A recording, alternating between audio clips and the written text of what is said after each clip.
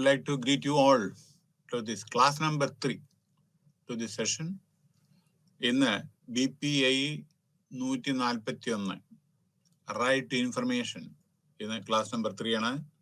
BPI 141 right to information ഇന്ന് എടുക്കുന്നത് unit 4 and unit 5.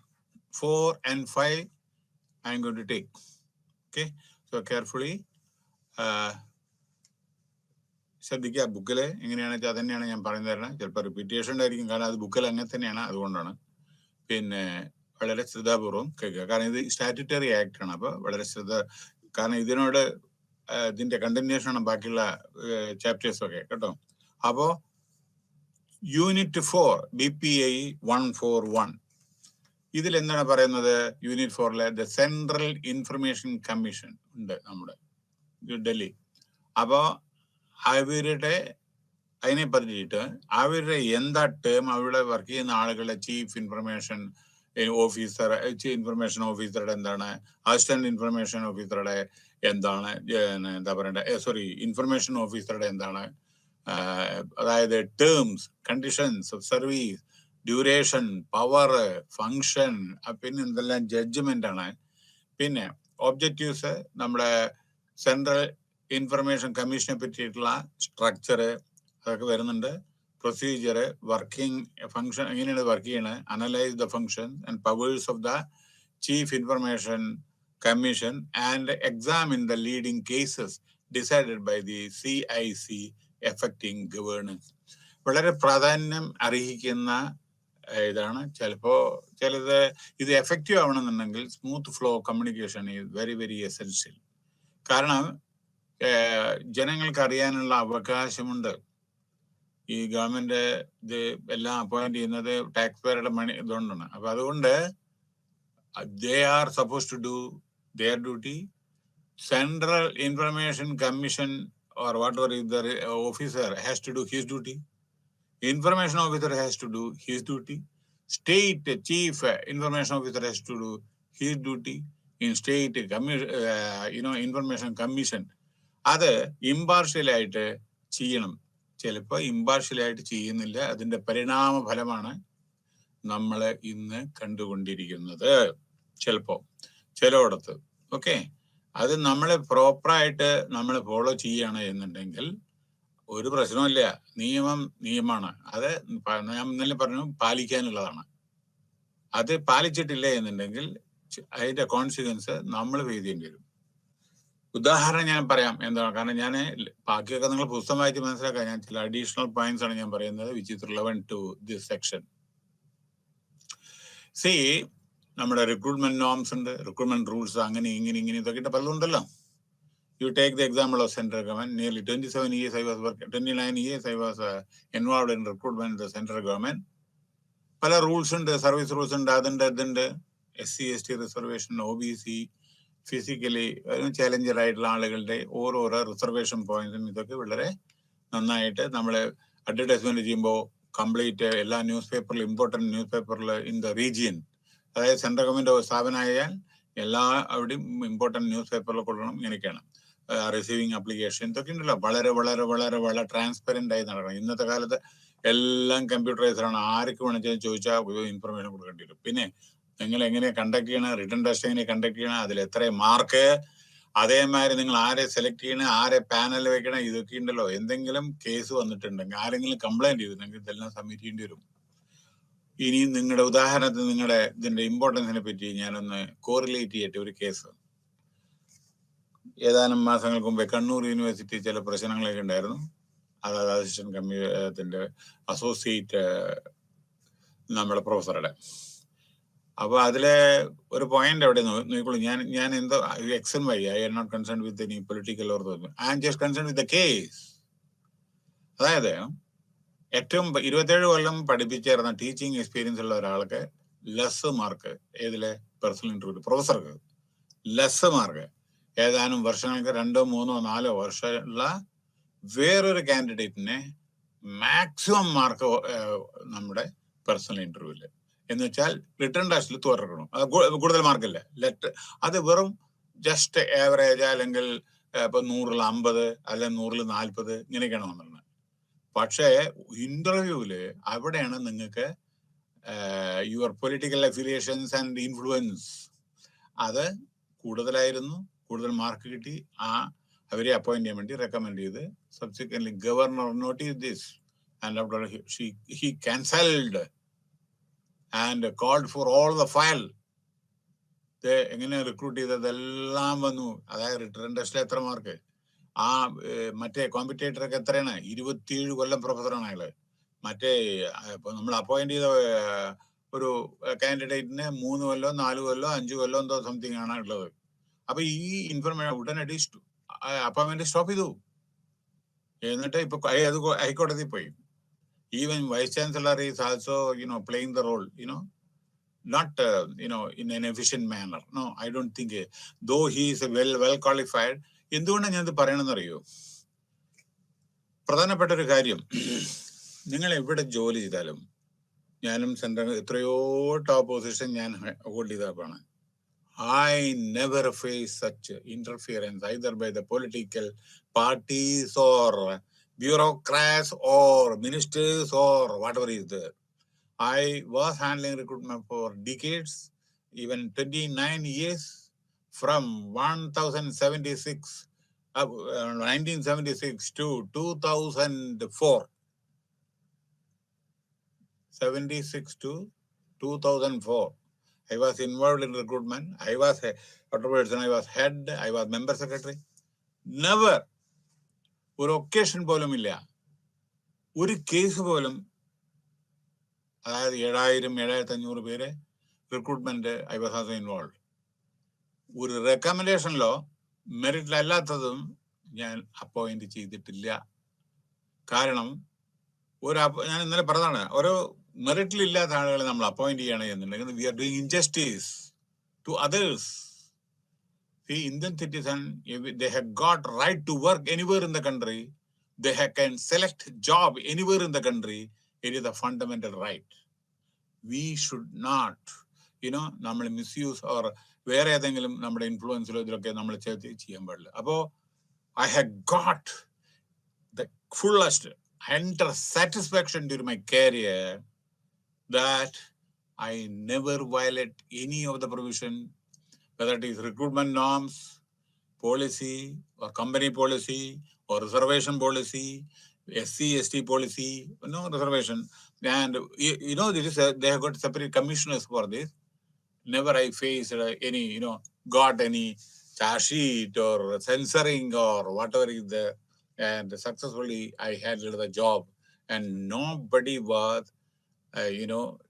influenced me to do the job, or nobody came to me for recommendation also. They know that I will not do. For 28 states and 9 union territories now. At that time, 27 state or something like that at that time, or whatever is there. Okay, afterwards only Jammu Kashmir bifurcated. No, okay, right. Now what I'm telling, whether it 27 or 28 states at that time, 29, sorry, at that time 29 states. For me, everybody was equal. I never gave any, special preference to anybody. I always said, ആരാണ് മെറിറ്റിൽ വരുന്നത് അവരെ മാത്രമേ appoint ചെയ്യൂ. അതേമാതിരി I was also associated for many associations as president secretary, but I was just doing many the activity, but official things, I never used to disclose. Even in my house also, nobody came to my house also. Nobody pressurized me also, because they know that I will not do it. So, in short, what I wanted to convey to you is that in future, whichever capacity you are working, try to show sincerity. I know that sometimes, some pressure or something like that. Let them do. And remember one thing. Those who are pressurizing, either political party, they will not help you when you are in trouble. Underline this word. If some cases are coming against you, this type of political parties or whatever, MP or MLA, they will not see you. They say that I don't know this man. That's all. So with utmost integrity and honesty, you have to perform your job irrespective of whatever, others are superior. So of course, boss is always boss. But you have to express displeasure. Sometimes you can write, I don't agree. I won't agree with that, with the suggestion. You can write, there is no problem. Let the chief minister or chief secretary overrule it. No, but your noting is also the, if it goes to the court, you are not responsible for this. That's all. And do the job sincerely without seeing the face of the individual. And you are getting salary from the taxpayer. So show your magnanimity, your they will always, with utmost sincerity to do the job. Now, there is Central Information Officer Commission to control this. Chief Information Commissioner, Central Government, Chief Information Officer, and followed by his Information Commissioner. Chief Information Commissioner, Chief Election Commissioner, Election Commissioner too. Here, Chief Central Information Commission Officer and Information Officer also. Now, term ഇതൊക്കെ വരുന്നുണ്ട്, objective ഒക്കെയാണ്. The new millennium, ഈ സെഞ്ചുറിയിലെ promises to be in 3 കൊല്ലം മുമ്പേ 4 കൊല്ലം മുമ്പേ ഉള്ളത്തെ ലോകമാണോ ഇന്ന്? Covid ഉണ്ടായിരുന്നോ? COVID has really, played a really, many people lost jobs, many people lost their life, and കുട്ടികൾക്ക് അച്ഛനും അമ്മയും അങ്ങനെ ഓരോരുത്തർ ഭാര്യയ്ക്ക് ഭർത്താവിന് ഭാര്യ ഒക്കെ നഷ്ടപ്പെട്ടു. എത്രയോ.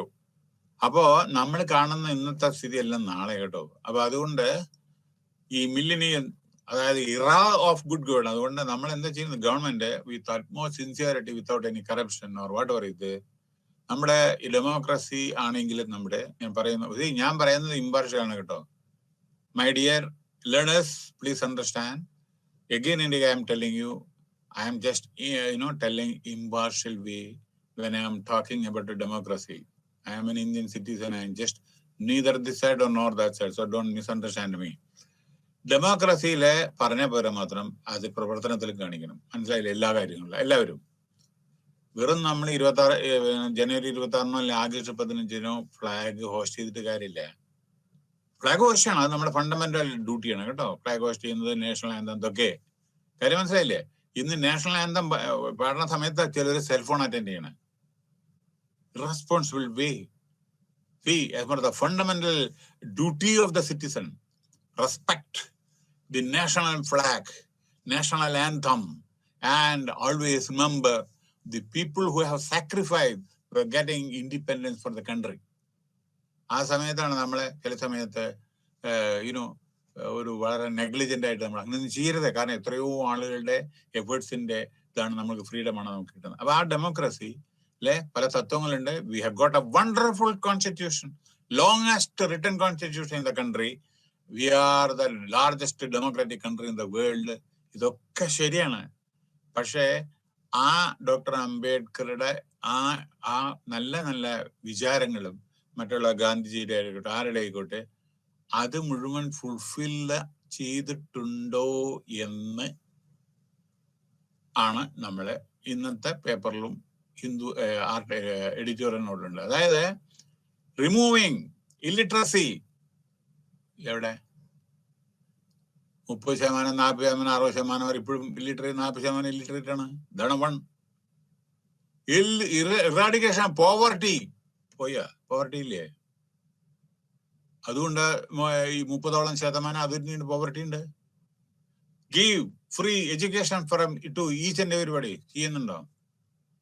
U see the eastern part and rest yourself. I'm leaving the matter to you. അപ്പോ remove untouchability. What about you? ഒരു കുട്ടി നാളെ ദളിത് ഒരു പെൺകുട്ടി തൂങ്ങി മരിച്ചു കോളേജിൽ, മനസ്സിലായോ? അപ്പൊ എന്തുകൊണ്ടാണ് വെച്ചാൽ ഞാൻ അതിന്റെ കാര്യങ്ങളും കാസ്റ്റ് അദ്ദേഹത്തൊക്കെയുള്ള ഇപ്പോഴും നിലനിൽക്കുന്നു. യഥാർത്ഥത്തില് ഭരണഘടനയിൽ കാസ്റ്റ്, റിലീജിയൻ ഒന്നും എല്ലാവരും ഈക്വൽ ആണ് എന്നാണ് പറയുന്നത്. അങ്ങനെയാണോ നമ്മൾ ചെയ്യുന്നത്? അപ്പോൾ നമ്മൾ ഗോ ടു നോർത്ത്, അവിടെയും കാശാണ്. ജാട്ട്, ഗുജ്ജർ, അതേമാതിരിയുള്ള പല താക്കൂർ, അങ്ങനെ പലതുണ്ട്. കാശ് ബേസിലാണ് നമ്മുടെ രാഷ്ട്രീയക്കാരത് മുതലെടുക്കുന്നു, വോട്ട് മേടിക്കുന്നു. ഇപ്പൊ കണ്ട ഓരോരോ OBCക്ക് വേണ്ടി ഞാൻ അങ്ങനെ ചെയ്യും ഇങ്ങനെ ചെയ്യുന്നൊക്കെ പറഞ്ഞ ഓരോ ചില പാർട്ടികൾ. എന്തിന്? വോട്ടിന്, സ്ഥാനത്തിന് വേണ്ടി മാത്രം അല്ലേ? പക്ഷെ ജനങ്ങളുടെ വെൽഫെയറിന് വേണ്ടിയിട്ടാണോ? ഇപ്പൊ ഞാൻ ചെറിയൊരു ഉദാഹരണം ഞാൻ പറയാം കേട്ടോ. ടേക്ക് ദ എക്സാമ്പിൾ, മലയാളത്തിൽ പറയാണ്ട് there is tribal university first in the country, Palakkad. അതിൽ കുട്ടികളില്ലേ? ട്രൈബൽ യൂണിവേഴ്സിറ്റിയില് പഠിക്കാൻ കുട്ടികളില്ല. 1. നമ്പർ 2, പിന്നെ ഇതിനെ സെറ്റപ്പ് ചെയ്ത് അതിന് അവയർനെസ് കൊടുത്ത കുട്ടികളെ കൊണ്ടുവരണ്ട ഇടയ്ക്ക്. 2, എല്ലാ ബഡ്ജറ്റിലും സെൻട്രൽ ഗവൺമെന്റും സ്റ്റേറ്റ് ഗവൺമെന്റും ബഡ്ജറ്റ് അലോട്ട് ചെയ്യും. വെൽഫെയർ, SC ST വെൽഫെയർ, അത് ട്രൈബൽസിന്റെ വെൽഫെയർ. ഇന്നും അട്ടപ്പാടിയില് ഒരു സ്ത്രീക്ക് പ്രസവിക്കണം വെച്ചാൽ, ഡോക്ടറെ അടുത്ത് കാരണം വെച്ചാൽ നമ്മളെ തുണിയില് അതിലിരുത്തി അപ്പുറത്തും ഇപ്പുറത്തും 2 ആള് താങ്ങിയിട്ട് ഭവാനി റിവർ ക്രോസ് ചെയ്തിട്ട് വേണം ഒരു പ്രൈമറി ഹെൽത്ത് സെന്ററിലേക്ക് വരാൻ. കാരണം there is no bridge over Bhavani river in Attappadi. അത് മഴക്കാലത്ത് വളരെയധികം ഫ്ലഡഡ് ആയിരിക്കും. ഇവരെല്ലാം കാട്ടിലാണ് താമസിക്കുന്നത്. അവര് പുറത്ത് വരാറില്ല, അവർക്ക് വരാനുള്ള സൗകര്യമില്ല. ഇപ്പോഴത്തെ അവരുടെ പ്രൈമറി ഹെൽത്ത് സെന്ററിൽ എത്രയോ ദൂരെയാണ്. പ്രൈമറി ഹെൽത്ത് സെന്റർ പറഞ്ഞാൽ എഴുതിയിട്ടുണ്ട്, മരുന്നുണ്ടാവില്ല, ഡോക്ടർ ഉണ്ടാവില്ല, നേഴ്സ് ഉണ്ടാവില്ല, ബെഡ് ഉണ്ടാവില്ല ചില സമയത്ത്. എനിക്കറിയില്ല, ഞാൻ I belong to that district. പക്ഷെ അവിടെ ആ ഏരിയയിൽ ഞാൻ പോയിട്ടില്ല. പക്ഷെ പേപ്പറിൽ വായിക്കുന്നത് ഇത് മാത്രമേ ഉള്ളൂ. അപ്പൊ നമ്മൾ എന്താ ചെയ്യുന്ന വെച്ചാൽ ഇലക്ഷൻ ടൈമിൽ അയ്യോ ഞങ്ങൾക്ക് അങ്ങനെ ചെയ്യാം ഇങ്ങനെ ചെയ്യാം, എല്ലാ പ്രോമിസും നമ്മൾ ചെയ്യുന്നു. എന്നിട്ട് അത് കഴിഞ്ഞ പിന്നെ അടുത്ത 5 കൊല്ലത്തിൽ അങ്ങോട്ട് തിരിഞ്ഞു നോക്കില്ല അല്ലേ? അതുപോരാ, അതല്ല ഡെമോക്രാറ്റിക്. നമ്മുടെ എന്താണെന്ന് വെച്ചാൽ വെൽഫെയർ സ്റ്റേറ്റ് ആണ് നമ്മുടെ രാജ്യം. Directive principles. The state has to look after the states. Center has to see the other things also, union territory, everything. അവിടെയൊക്കെ നമ്മളെ ഈക്വൽ പേ, അതേമാതിരി മിനിമം വേജസ് ഉണ്ടല്ലോ, അത് ലേഡീസും ജെന്റ്സിനും ഒരേ സാലറി, ഇതൊക്കെയാണ് തത്വങ്ങള്. അപ്പൊ അതൊക്കെ എത്രത്തോളം എത്തിയിട്ടുണ്ട്? കറപ്ഷൻ, ഇറാഡിക്കേഷൻ ഓഫ് കറപ്ഷൻ, എന്ത് പറയണോ നിങ്ങള്? അപ്പൊ നമ്മുടെ ഡെമോക്രാറ്റിക് കൺട്രി എന്ന് പറഞ്ഞിട്ട്, yes I am also proud of my great nation, ഞാൻ അങ്ങനെയല്ല പറയുന്നത്. പക്ഷേ പ്രാക്ടിക്കലി നമ്മളെ ഓരോരുത്തരും ചിന്തിക്കേണ്ടത്, നമ്മളെ 1 to 10 or 0 to 10 സ്കെയിലിൽ നമ്മൾ എവിടെ നിൽക്കണം? കറപ്ഷൻ, ഇലിറ്ററസി, പോവർട്ടി, ജനസംഖ്യ എവിടെ നിൽക്കണം എന്ന് നോക്കിയാൽ മതി. ഓക്കെ, ഒരിക്കലും ഞാൻ നെഗറ്റീവ് അല്ലേ പറയുന്നത്, നിങ്ങൾ ആലോചിക്കൂ. ഓക്കെ, ആലോചിച്ചാൽ മതി. അപ്പോ ഇതൊക്കെ ഉണ്ടെങ്കിലാണ് നമുക്ക് we can proudly we can say that you know, കാരണം നമ്മുടെ ഏറ്റവും ബെസ്റ്റ് ഹ്യൂമൻ റിസോഴ്സസ് ആണ്. I am very very unfortunate that yesterday newspaper that it showed even assembly also 12,000 ആളുകൾ കിട്ടിയാണ് മാസം ദിവസം എന്താ പോകുന്നത് ഇവിടുന്ന്, നമ്മുടെ കേരളത്തിൽ നിന്ന് നമ്മുടെ കുട്ടികൾ 12,000 ആളുകൾ ഒരു പെർ മന്ത് എന്താണ് പോകുന്നത്, per month in search of job or study or something. നമ്മൾ എവിടെ എത്താൻ പോണം? You know that our external affairs minister, ഞാൻ എന്തുകൊണ്ടാണ് ഡെമോക്രസിയുടെ കാര്യമാണ് ഞാൻ പറയുന്നത്, external affairs minister in the parliament last week he told during the past few years 12 ലക്ഷം ആളുകള് ഇന്ത്യൻ സിറ്റിസൺഷിപ്പ് വേണ്ട എന്ന് പറഞ്ഞു പോയി. ഇനി ഇത് അല്ലെങ്കിൽ പാർലമെന്റിന്റെ ഇത് നിങ്ങൾ ഗൂഗിൾ വെച്ച് അടിച്ചു നോക്കിയോളൂ, ജയശങ്കർ എന്താ പറയുന്നത്. 12 ലക്ഷം ആളുകൾ ഇന്ത്യ വിട്ടുപോയി. എന്തുകൊണ്ട്? ജോലി സാധ്യതയില്ല, ജോലി ഉണ്ടെങ്കിലും ശമ്പളം, മറ്റുള്ള പല കാരണം, ഓരോരുത്തർ ഓരോ പേഴ്സണൽ കാര്യങ്ങളുണ്ടായിരിക്കും. ചിലപ്പോൾ അച്ഛൻ അവിടെ ആയിരിക്കും, അമ്മയായിരിക്കും, ഭാര്യ അവിടെ ആയിരിക്കും, ഒക്കെ ഉണ്ട് പല. പക്ഷെ 12 ലക്ഷം ആളുകളെ പാസ്പോർട്ട് സറണ്ടർ ചെയ്തു, അതായത് സിറ്റിസൺഷിപ്പ് സറണ്ടർ ചെയ്തു. അതേ പ്രകാരം മറ്റുള്ള സ്റ്റേറ്റുകളൊക്കെ ബുദ്ധിമുട്ടുണ്ട്. അപ്പൊ എന്തുകൊണ്ടാണ് പോകുന്നത്? അതായത് if we are providing good job. ഞാനൊരു ചെറിയ ചോദ്യം നോക്കട്ടെ. ഓഫ് കോഴ്സ് ഞാൻ സോറി, ജസ്റ്റ് നമ്മുടെ ഇതിലും പറഞ്ഞു പറയാം. We have got a great institution in Kozhikode, IIT Kozhikode, IIT, Indian Institute of Technology, Kozhikode. We are producing the best engineers, world class engineers. ഒരാള് നമ്മുടെ സ്റ്റേറ്റിൽ ജോലി ചെയ്യുന്നുണ്ട്. എല്ലാം ക്യാമ്പസ് പ്ലേസ്മെന്റിലൂടെ ലക്ഷക്കണക്കിന് ശമ്പളം മേടിച്ചിട്ട് അമേരിക്കയിലേക്കും ആസ്ട്രേലിയയിലേക്കും ഇംഗ്ലണ്ടിലേക്ക് പോകണം. പിന്നെ എന്താ കാര്യം ഇങ്ങനത്തെ ഇൻസ്റ്റിറ്റ്യൂഷൻ സെറ്റപ്പ് ചെയ്തിട്ട്? അതായത് of course V are providing very good best education in Institute of technology as well as Institute of Management. Dibashi Chetri, one of the best director. പക്ഷേ അവരുടെ നമ്മളെ പ്രയോജനപ്പെടുത്തുന്നുണ്ടോ? കാരണം അതിനനുസരിച്ച് സാലറി നമ്മൾ കൊടുക്കണം, അതിനുള്ള ഇൻഡസ്ട്രി വേണം, എന്നാലേ അവർ നോക്കൂ. അല്ലാണ്ട് അവർക്ക് പോകണം എന്നുള്ള ആഗ്രഹം കൊണ്ടല്ലല്ലോ. അവർക്ക് ആ ഓഫർ ചെയ്യണം, ഓരോരുത്തർ വരുന്നു. They are very clever foreigners, you know that? 10 പൈസ ഇതില്ലാതെ, ചെലവില്ലാതെ they are getting world class engineers. 10 പൈസ ചെലവില്ലാതെ they are coming and doing the campus interview. Campus interview ഒരു ഇമെയിൽ ഇതാ, ഞങ്ങൾ ആ ഹോട്ടലിലുണ്ട്, നിങ്ങൾ അവിടെ വരൂ. വന്നിട്ട് എന്താ ചോദിക്കുന്ന അറിയോ? ഒരു ഇന്റർവ്യൂ ചെയ്യാവുന്നില്ല. അവർ offer this much, are you ready to accept it, take the appointment letter. ഇതാണ് ഇന്റർവ്യൂ. ഒരു ടെസ്റ്റും ചെയ്യാവുന്നില്ല. കാരണം they know that ഇന്ത്യയിലത്തെ ബ്രില്യൻ്റ് ആയിട്ടുള്ള ബെസ്റ്റ് ബ്രെയിൻ ആണത് അവര്. അങ്ങനെയാണല്ലോ നമ്മുടെ കോമ്പറ്റേറ്റീവ് എക്സാമിനേഷൻ പാസ്സാവുന്നത്. നല്ല ടീച്ചിങ് ഫാക്കൽറ്റിയാണ് അവിടെ. അപ്പോൾ അവർക്ക് അതൊക്കെ ഞാൻ പറഞ്ഞത്. അപ്പോൾ എന്താ ഞാൻ പറയുന്നത് വെച്ചാൽ, ഇന്ത്യയിലും അത് അതേമാതിരി മറ്റുള്ള സ്റ്റേറ്റുകളും അത് government they have to make efforts to infrastructure facilities, അതേമാതിരി education, great educational institutions and industrial അതിൻ്റെ പ്രോഗ്രസ്സിന് വേണ്ടിയിട്ട് we have to try our level best. Then only we can retain our people. അങ്ങനെയാണ് വളർന്നു വരാൻ. നോക്കൂ, നമ്മുടെ 12 ലക്ഷം ആളുകളാണ് കോവിഡ് ടൈമിൽ കേരളത്തിൽ തിരിച്ചു വന്നത്. മനസ്സിലായില്ലേ? പകുതി ആൾ തിരിച്ചു പോയിട്ടില്ല. ഇവിടെ ഇല്ല ജോലി, അവിടെ ഇല്ല ജോലി. ഓർക്കണേ. ഇനി ഞാൻ പോട്ടെ, ഞാൻ ജസ്റ്റ് പറയുന്നത് മാത്രം. അപ്പൊ ഈ റൈറ്റ് ടു ഇൻഫർമേഷൻ, ഇതൊക്കെ നമ്മൾ എങ്ങനത്തെ പറഞ്ഞ എന്തൊക്കെ അറിയോ? റൈറ്റ് ടു ഇൻഫർമേഷനിൽ കിട്ടിയതാണ് ജയശങ്കറിന്റെ പറഞ്ഞത്. 12 ലക്ഷം റുപ്യ പാർലമെന്റിൽ പറഞ്ഞതാണ്. 12 ലക്ഷം ആളുകൾ സറണ്ടർ ചെയ്തു. നോക്കൂ, റൈറ്റ് ടു ഇൻഫർമേഷൻ ഒരാൾ ചോദിച്ചു, ഒരു MP, അപ്പോൾ കിട്ടിയതാണ്. അതാണ് റൈറ്റ് ടു ഇൻഫർമേഷനിൽ. അതേമാതിരി ഫോറിനേഴ്സ് എത്ര ഇവിടെ വന്ന് താമസിക്കുന്നുണ്ട്, ഇവിടുന്ന് മ്യാൻമാറിൽ നിന്ന് എത്രയുണ്ട്, ബംഗ്ലാദേശിൽ നിന്ന് എത്ര പേരുണ്ട്, ഒക്കെ റൈറ്റ് ടു ഇൻഫർമേഷൻ കണ്ട. ഇല്ലെങ്കിൽ അപ്പൊ അതിന്റെ ആ ആക്ടിന്റെ പ്രത്യേകത നോക്കുക. ഇല്ലെങ്കിൽ നമ്മളൊന്നും അറിയില്ല. കാര്യം മനസ്സിലായില്ലേ? നമ്മൾ എന്താ പ്രൊക്യൂർ ചെയ്യണേ, നമ്മൾ എന്താ എക്സ്പോർട്ട് ചെയ്യണേ, അത് ക്വാളിറ്റി എങ്ങനെയാണ്, ഇതൊക്കെ അറിയുന്നത് ഇത് ഒറ്റ വഴിയാണ്. ഈ ആക്ടിനെ നമ്മൾ നമിക്കണം. അതുകൊണ്ട് പല തെറ്റുകൾ പിന്നെയും ചെയ്യുന്നുണ്ട്, അതല്ല. പക്ഷേ മന്ത്രിമാർക്ക് അത് പിടിച്ചു നിൽക്കാൻ പറ്റില്ല ചില സമയത്ത്. മനസ്സിലിപ്പോ കൂടുതലൊന്നും പറയുന്നില്ല. കഴിഞ്ഞ 2-3 ആ ദിവസത്തെ കേരള അസംബ്ലി നോക്കിയാൽ മതി. ചോദ്യങ്ങളും ഉത്തരങ്ങളും ബാക്കി നിങ്ങൾ നോക്കൂ. ഓക്കെ, പിന്നെ അപ്പൊ അതാണ് റൈറ്റ്. കാരണം എന്താ, ഓരോരുത്തരുടെ കയ്യിലും കടലാസുണ്ട്. എത്ര രൂപ സ്പെൻഡ് ചെയ്തു, ഇന്നതിന് ഇത്ര കാറ് പുറകെ ചെയ്തു, ഇത്ര 85 ലക്ഷം ഒരു കാറ്, 45 ബോഡി ഇത് അക്കമ്പനി ചെയ്യുന്നു. എന്തിന്, ഏതിന്, എവിടേക്ക്, ആർക്കാണ്, നിങ്ങൾക്ക് വല്ല ത്രെഡറിങ് ഉണ്ടോ, ഇങ്ങനെയുണ്ടോ, ഫണ്ട് ഇതിനത്ര എക്സ്പെൻഡിച്ചർ ചെയ്യുന്നത്, അങ്ങനെ ഇങ്ങനെ ഓരോരോ amount spend, water charges, electricity, ഇത് unwanted expenditure, paying salary, back door entry, എങ്ങനെ ഇത് കിട്ടുന്നത്? ഇതെല്ലാം റൈറ്റ് ഇൻഫർമേഷൻ. ഇതെല്ലാം ഞാൻ പറഞ്ഞത് ആരും കുറ്റം പറയാനല്ല. ഈ ഡാറ്റ കിട്ടുന്നത് റൈറ്റ് ഇൻഫർമേഷൻ. ഓക്കെ, അടുത്ത the object and reasons just വായിച്ചാൽ മതി. setting and a practical regime of okay right information for citizen to secure access to information under that. അപ്പൊ എല്ലാവർക്കും ഇത്തരത്തിലുള്ള ഇൻഫർമേഷൻ കിട്ടാനുള്ള ഏത് ഇന്ത്യൻ സിറ്റിസനും അതെ ചോദിക്കാനുള്ള അധികാരമുണ്ട് അവർക്ക്. പക്ഷെ ചോദിക്കുമ്പോൾ അതിനുള്ള ചെറിയ അപ്ലിക്കേഷൻ, നെസസറി ഫീസോ എല്ലാം കൊടുക്കണം. അപ്പോൾ there is a rule, അത് വരുന്നുണ്ട്.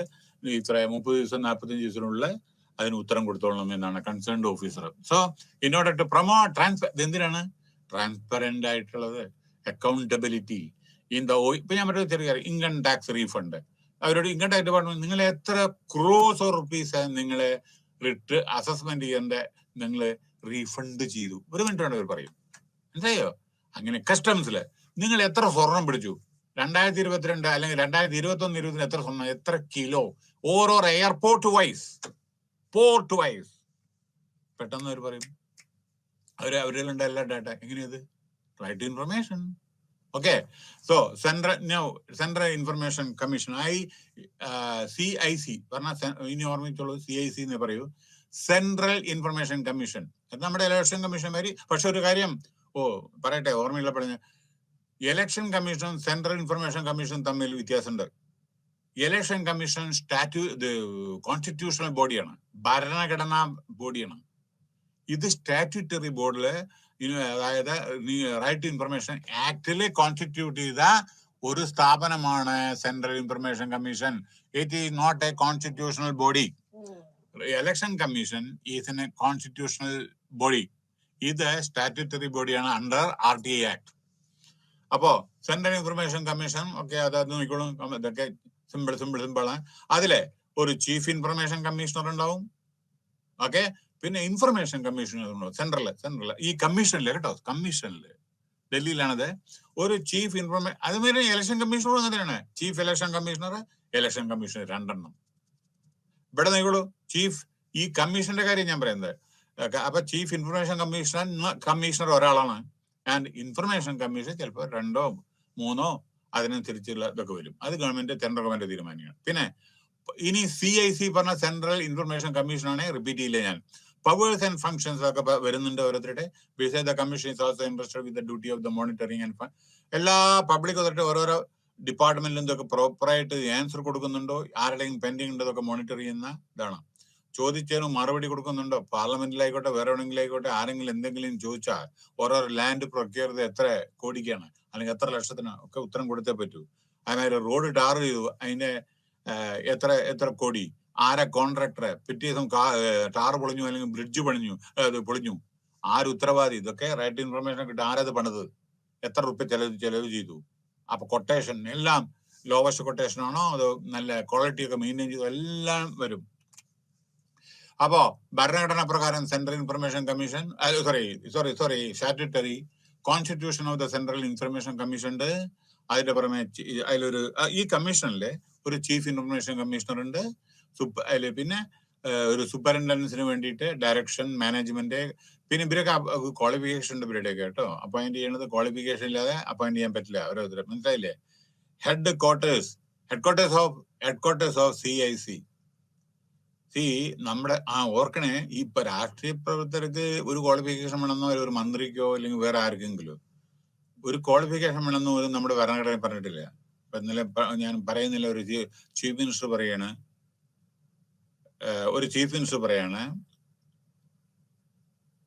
നമ്മുടെ കുട്ടികളെല്ലാം പുറമേ നിന്ന്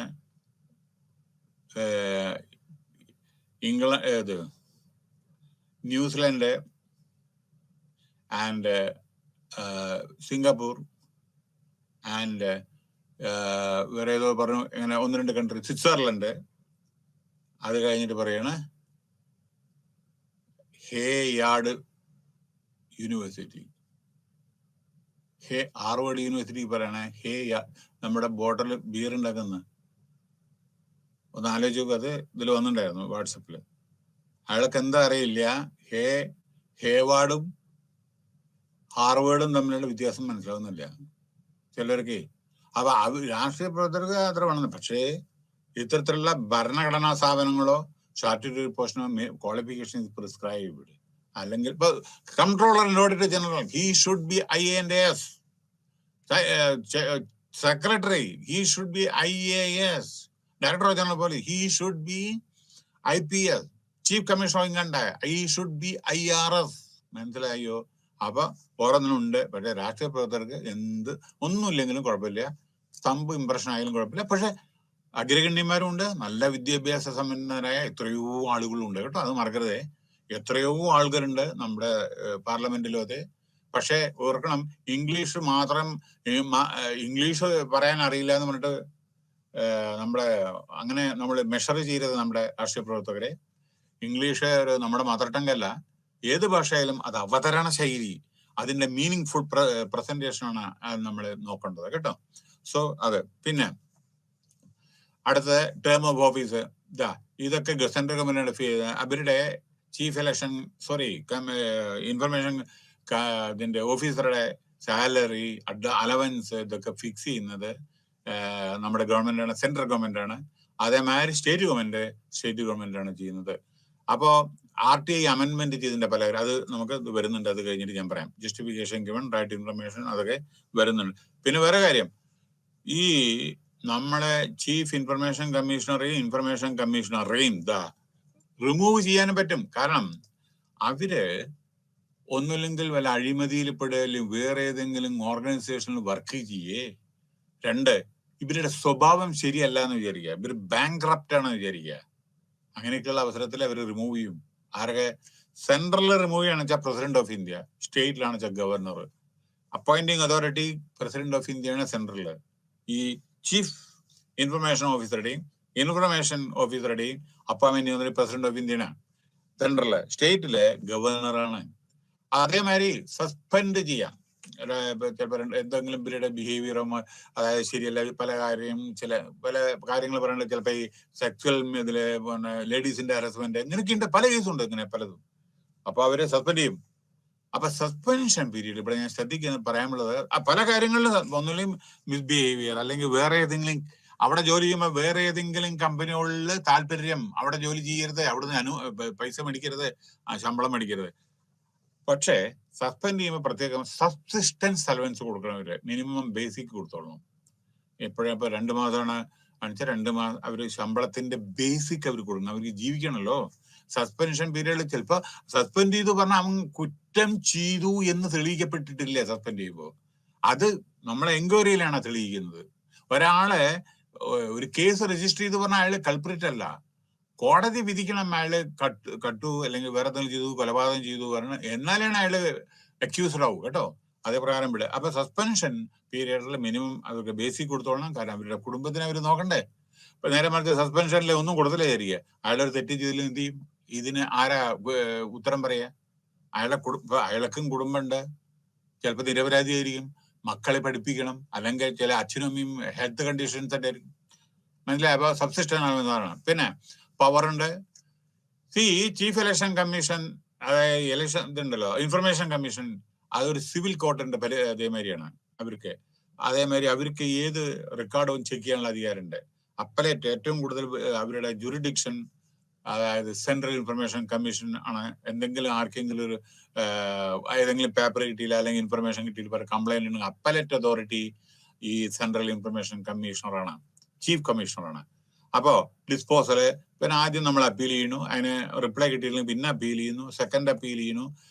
ഇത് ചെയ്തിട്ട് നിങ്ങൾക്ക് മറുപടി തന്നില്ലെങ്കിൽ അതായത് പർപ്പസില് നിങ്ങൾക്ക് പെനാൽറ്റി ഇമ്പോസ് ചെയ്യും ആ ഓഫീസർ കൺസേൺഡ്. അതായത് 250 രൂപ മുതൽ 25,000 രൂപ വരെയാണ് പെനാൽറ്റി, എന്തെങ്കിലും തന്നിട്ടില്ലെങ്കിൽ. പക്ഷെ ഒരു കാര്യം, അയാൾക്ക് 25,000 രൂപ അയാളിൽ നിന്ന് റിക്കവർ ചെയ്യുന്നതിന് മുമ്പേ അയാളോട് ആദ്യം അയാളുടെ ഹിയറിംഗ് എന്തുകൊണ്ട് കൊടുത്തില്ലെന്ന് കേൾക്കണം കേട്ടോ. അല്ലാണ്ട് പെട്ടെന്ന് 25,000 രൂപ നിങ്ങൾ തരണം എന്ന് പറയുന്നത്.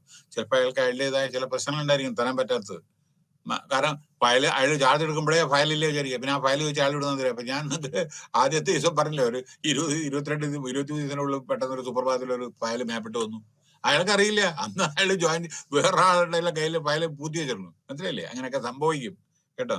അടുത്ത ലാൻഡ് മാർക്ക്. പിന്നെ പൊളിറ്റിക്കൽ പാർട്ടീസും ഈ ഇതില് വരും. അവരുടെ ഓരോരോ രജിസ്റ്റേർഡ് ആണ് ഈ പൊളിറ്റിക്കൽ പാർട്ടി. ഇപ്പോ BJP ആയിക്കോട്ടെ, കോൺഗ്രസ് ആയിക്കോട്ടെ, CPM, ഇതെല്ലാം രജിസ്റ്റേർഡ് പൊളിറ്റിക്കൽ പാർട്ടിയാണ്. നമ്മുടെ 12ഓളം ഏകദേശം തോന്നുന്നുണ്ട് പൊളിറ്റിക്കൽ പാർട്ടി ആണ് നമ്മൾ മേജറായിട്ട് കൺസിഡർ ചെയ്യുന്നത് കേട്ടോ. അപ്പൊ അതില് ഇതൊക്കെ രജിസ്റ്റേർഡ് ആണ്. അപ്പൊ എന്തെന്നറിയോ, ഈ പാർട്ടീസ് എന്തെല്ലാം ചെയ്യുന്നു എന്ന് അതും നമ്മളെ പറയണം. എന്താ കാരണം അറിയോ? ഇവരുടെ എവിടുന്ന ഇവരുടെ പൊളിറ്റിക്കൽ ഫണ്ട് ആരാ ഇവർക്ക് കൊടുക്കുന്നത്? ചെക്കായിട്ടാണോ അത് ക്യാഷായിട്ടാണോ? അപ്പൊ ഇതറിയേണ്ടത്. അതോ ഈ political party ruling party favour ചെയ്യുക, അല്ലെങ്കിൽ മറ്റുള്ള പാർട്ടിയെ ഫേവർ ചെയ്ത് വിചാരിക്കുക, എന്നിട്ട് റൂളിംഗ് പാർട്ടി അവർക്ക് ഫേവർ ചെയ്ത് വിചാരിക്കുക. അപ്പൊ അത് ജനങ്ങളെ വിശ്വാസവഞ്ചനയല്ലേ അതും. അപ്പൊ political party right to information act വന്നിട്ടുണ്ട്. പിന്നെ CBIക്ക് എന്ത് തോന്നിവാദം ചെയ്യാൻ പറ്റില്ല. CBI ഉത്തരവാദിത്തമുണ്ട്. ഏതെല്ലാം നിങ്ങൾ കേസ് രജിസ്റ്റർ ശരിയായിട്ടുള്ള വിധത്തിലാണോ കേസ്? നിങ്ങൾ ചുമ്മാ ആളെ അറസ്റ്റ് ചെയ്യണോ? നിങ്ങൾക്കറിയാലോ, ഓരോരുത്തർ take the example, Rahul Gandhi 50 മണിക്കൂറാണ് പിന്നെ ചോദ്യം ചെയ്തത്. 50 മണിക്കൂർ. ഓർമ്മിക്കുക. Even Sonia, take the example of Congress president പണ്ടത്തെ സോണിയ ഗാന്ധി, ഷീ സീരിയസ്ലി ഇൽ ആക്ച്വലി. കോവിഡ് 2 പ്രാവശ്യം വന്ന് otherwise also she's having lot of other issues. അവരെയും ചോദ്യം ചെയ്തു 2 ദിവസം തന്നെ. മനസ്സിലായില്ലേ? പക്ഷെ ചെയ്യേണ്ട ആളുകളെല്ലാം ചെയ്തിട്ടുമില്ല. അതായത് അതിലേറെ രസം. എത്രയോ ആളുകൾ ഇതിനെ പോട്ടെ, ഞാൻ അവർ ചോദ്യം ചെയ്തോട്ടെ, അവർ നിയമപ്രകാരം എന്താ ചെയ്തോട്ടെ. പക്ഷെ എത്രയോ പ്രൂവൺ, അതായത് ചെയ്ത കോടീശ്വരന്മാരായ ആളെ ടച്ച് ചെയ്തിട്ടില്ല എന്നും കൂടി അറിയണം കേട്ടോ. ഇത് പോട്ടെ, നിയമപ്രകാരം എല്ലാവരും ബാധ്യതയാണ്. അപ്പൊ ഞാൻ എന്തെങ്കിലും ചെയ്ത് എന്നെയും അവര് ഇതാണ് ചെയ്യണം. മനസ്സിലായില്ലേ? നിയമപ്രകാരം എല്ലാം ചെയ്യണം. ഇപ്പൊ ഞാൻ നോക്കിക്കോളൂ ഒരു ഉദാഹരണം, റൈറ്റ് ഇൻഫർമേഷൻ കണ്ടോളൂ. ഇന്നലത്തെ തിരുവിതാംകൂർ സമയമില്ലാത്തതുകൊണ്ടാണ് കൂടുതൽ എനിക്ക് പറയാൻ പറ്റാത്തത്. തിരുവിതാംകൂർ ദേവസ്വം സാക്ഷാ ശബരിമല അയ്യപ്പന്റെ നിയമണ്ട്. തിരുവിതാംകൂർ ദേവസ്വം ബോർഡിലെ ജനുവരി 14 പൂജ കഴിഞ്ഞതിന് ശേഷം ഇത്ര ദിവസത്തിനുള്ളിൽ അവിടെ കിട്ടിയ സ്വർണം, വെള്ളി, മറ്റുള്ളതൊക്കെ ദേവസ്വം ബോർഡ് ആറന്മുള തോന്നുന്നുണ്ട്, അവിടെ ഇതുണ്ട്, എന്താണ് പറയാ, ചെസ്റ്റ്, എന്താണ് പറയാ, അവരുടെ അലമാറ, എന്തിനു പറയാ, ഇതുണ്ട്, ചെസ്റ്റ് അല്ലേ പറയാ, ലോക്കർ, അവിടെ കൊണ്ട് കൊടുത്ത് വെച്ചോളണം. അതായത് ഇത്ര ദിവസത്തിനുള്ളിൽ വെക്കണം. പക്ഷെ ഇതുവരെ വെച്ചിട്ടുണ്ടായിരുന്നില്ല. ആള് ചോദ്യം ചെയ്തു, ധാരായിട്ട് ഇൻഫർമേഷൻ ഇന്നലെ കൊണ്ടിട്ട്. ഇപ്പൊ ചോദ്യം വന്നു, എന്തുകൊണ്ട് ഡിലേ? കാരണം ഇത്ര പവൻ, ഇപ്പൊ 110 200 എന്തോ പവന്റെ, 110 എന്തോ ഉണ്ട്, എനിക്ക് ഓർമ്മയില്ല എത്രയെന്ന്, പവൻ എന്തുകൊണ്ട് കയ്യിൽ വെച്ചു? കാരണം ദേവസ്വം ബോർഡ്, ദേവസ്വം ഡിപ്പാർട്ട്മെന്റിലെ മിനിസ്റ്ററുടെ കീഴിൽ വരുന്നതാണ്. അവിടെ വെക്കാനുള്ള കാരണം ഇത്ര ദിവസത്തിനുള്ളിൽ വെച്ചോളാം. ഇപ്പൊ ഞാനൊരു കാര്യം പറയട്ടെ, ഞാനൊരു PF നിങ്ങളുടെ കട്ട് ചെയ്ത്, ESI കട്ട് ചെയ്ത്, നിങ്ങളെ 5ാം തീയതി ഉള്ളിൽ അല്ലെങ്കിൽ 7ാം തീയതി മുമ്പിൽ നിങ്ങൾ ഡെപ്പോസിറ്റ് പെനാൽറ്റികൾ വിടണം. How can you keep the money you deducted from the employees? നിയമങ്ങളുണ്ട്, അത് പാലിക്കണം. So showing evaluated. പിന്നെ വളരെ പ്രധാനം,